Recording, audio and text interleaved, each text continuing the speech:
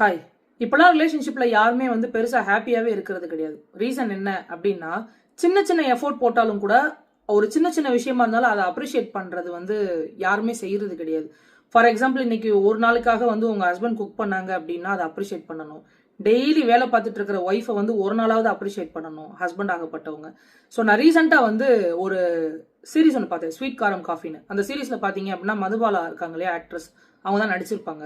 அவங்க இதே மாதிரி தான் தான் ஹஸ்பண்ட் கிட்ட இருந்து தன் பையன் கிட்ட இருந்து அந்த அப்ரிசியேஷன், அந்த லவ் அண்ட் கேர் வந்து ரொம்ப எதிர்பார்ப்பாங்க. பட் அந்த பையனுக்கும் சரி அந்த அப்பாவாகப்பட்டவங்களுக்கும் சரி புரியவே புரியாது. அது என்னமோ அவங்க கடமை மாதிரி டெய்லி வேலை செய்யறது வந்து அவங்களோட வேலைன்ற மாதிரியாவே அவங்க நினைச்சிட்டு போயிட்டே இருப்பாங்க.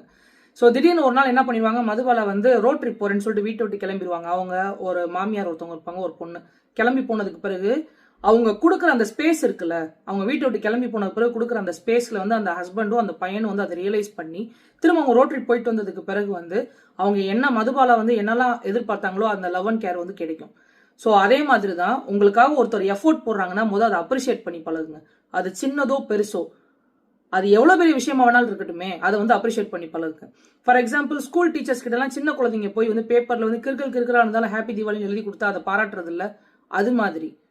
ஸோ ஒருத்தருக்கு ஒருத்தர் பாராட்டி பழகிறது அந்த ரிலேஷன்ஷிப்பை வந்து ரொம்ப பீஸ்ஃபுல்லாகவும் ஹாப்பியாகவும் கண்டினியூ பண்ணுறதுக்கு ரொம்ப ஹெல்ப்ஃபுல்லாக இருக்கும்.